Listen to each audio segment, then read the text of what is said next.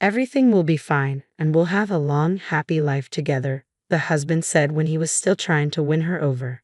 At that time, she wasn't really in love. She saw him as a strong protector from her worries. Her father told her, "My dear, I don't have much time left because of my heart problems. I'll be at peace if you marry." Lyuda, a small, gentle woman with soft brown curls, believed the sweet words of her most persistent suitor. Later, she realized he was like a chess player who won without making many promises, or like a hockey player who used his stick if needed. Or maybe she just hoped that she wouldn't be lonely and would have someone reliable by her side. She might have taken more time to think, but doctors kept giving worse news about her father. So she rushed into marriage, hoping her father would recover if he saw her wedding and heard about a pregnancy. She said, "Goodbye for now. I'll be very happy to love you." She should have noticed how her groom's face twisted with malice. But she was so worried about her father and her loneliness that she convinced herself she was imagining things. At that time, she thought it was all right. Did he ever prove his feelings or do anything for her? No, he just talked a lot. Music. In her anger, Lyuda said, "I, as someone who loves you, feel that I am needed by you and our future children. Just trust me, everything will be fine." She was overwhelmed, and her father paid for the wedding but didn't live to see it. As she stood there, crying, Yuri said, "Please don't embarrass me. People will think you're doing me a favor by marrying me." It was sad that he only said this after the wedding. Otherwise, she would have run away and forgotten everything. "I'm sorry I wanted to delay the wedding because of the recent funeral. I lost the closest person to me just a week ago." "Are you stupid? Who would pay for the wedding again? Would dear Papa come back and give more money?" the husband answered roughly. Anna suddenly felt faint in her beautiful wedding dress and collapsed to the floor. When she woke up, someone was pouring water on her to wake her up. Yuri, who had been cold before, was now acting sweet and caring, but he seemed as dangerous as a tempting but evil gingerbread house. "Come on, darling, wake up," Yuri said loudly. "This is your special day, you'll remember it." "It was a mistake," she whispered, still confused. She wasn't just talking about the wedding, but also about the baby growing inside her. "Why do you say that?" she wondered. She felt she'd made a mistake by getting pregnant by someone like him. She thought the baby would be unhappy, and she was foolish for hoping her father would get better if she rushed into marriage. "What's wrong, darling? What are you talking about?" Yuri asked as he led her out of the noisy restaurant into a quiet room. He then changed his tone. "Calm down, you idiot. This is all your fault, you know that. I only married you hoping that your father would leave us some property, but he's still alive and gave everything to his brother. All I got was a wedding with someone I think is a gray moth. And my father hates you. If I didn't care about my father, you'd mean nothing to me." Anna didn't understand why her father-in-law's feelings mattered. She barely knew him and had hardly spoken to him. Yuri continued, "Nothing good is going to come from this, but since you're pregnant, we'll have to wait to get a divorce." She had taken 2 pregnancy tests, both showing positive. She had to accept that she was going to have a baby. "But wait, I'll make your life miserable if you don't file for divorce after this pointless wedding," he said.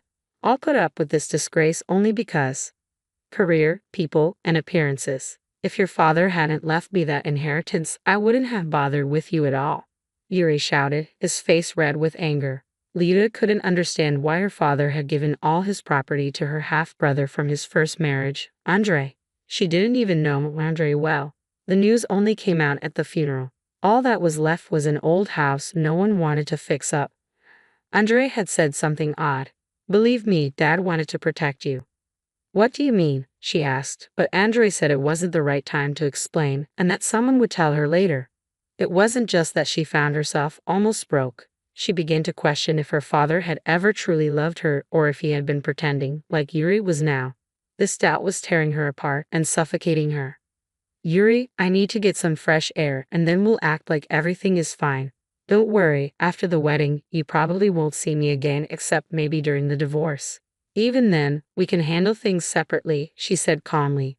Her only thought was to run away before she completely lost her mind. Weeks passed, and she stayed in her tiny apartment like a recluse, rarely going out.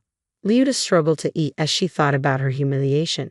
She called a taxi, but her wedding dress was so big with a crinoline that she couldn't fit inside.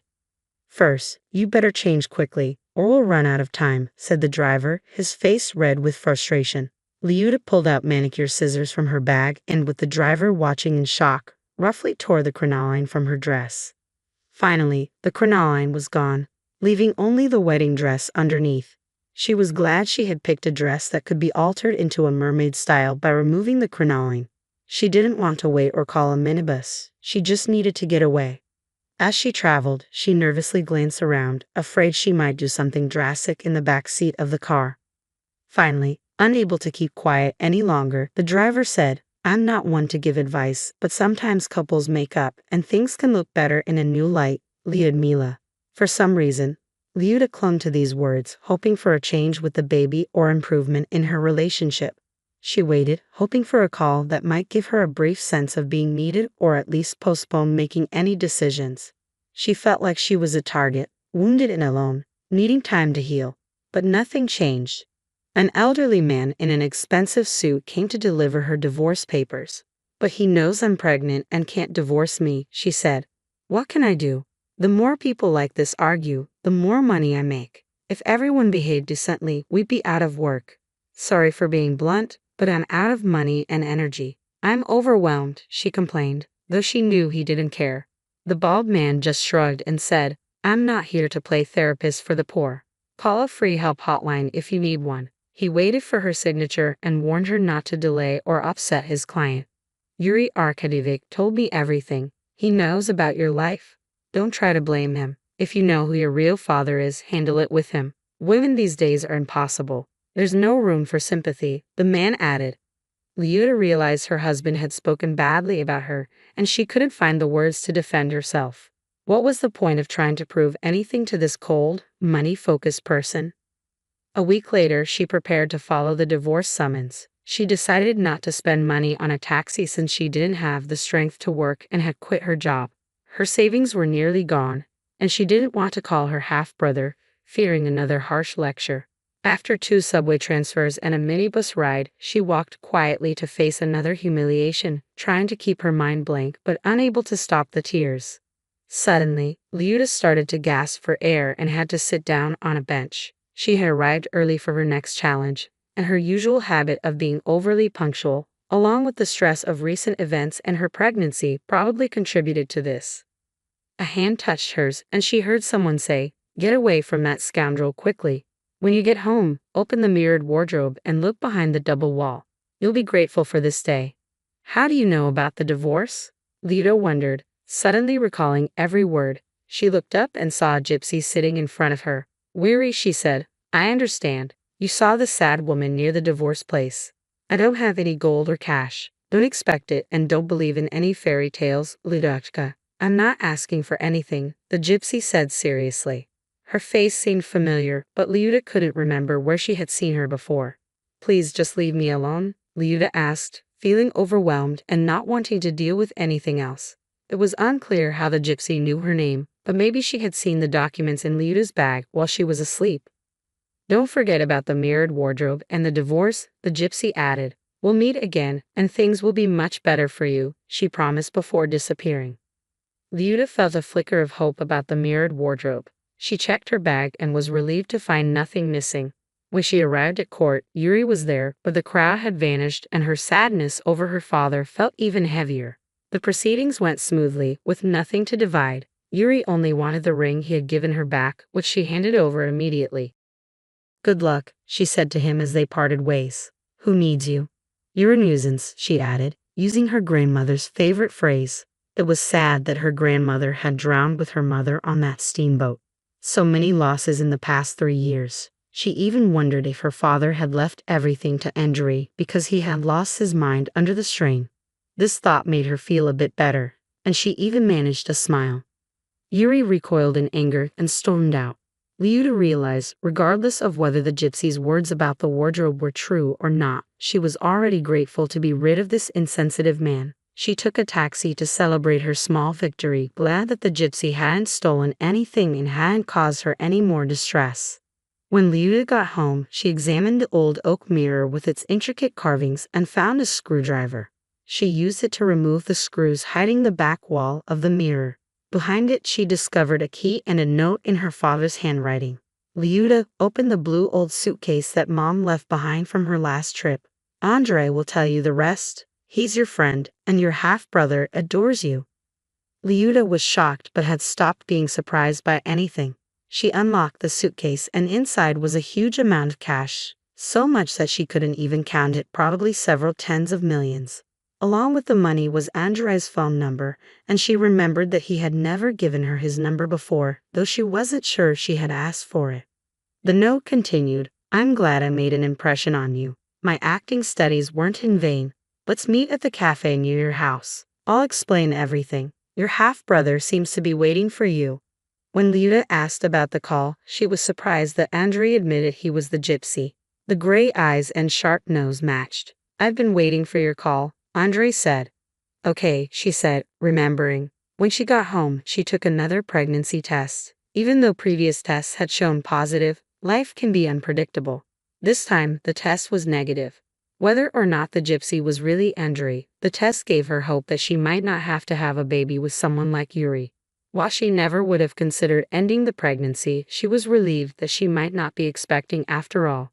She waited a few months as Andrei had asked, acting like nothing had happened. She didn't talk about her new wealth and didn't expect visitors. An ultrasound confirmed she wasn't pregnant.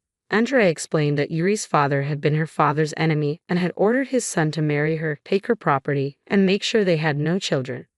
Her father had done nothing wrong except be jealous and blame others for his failures.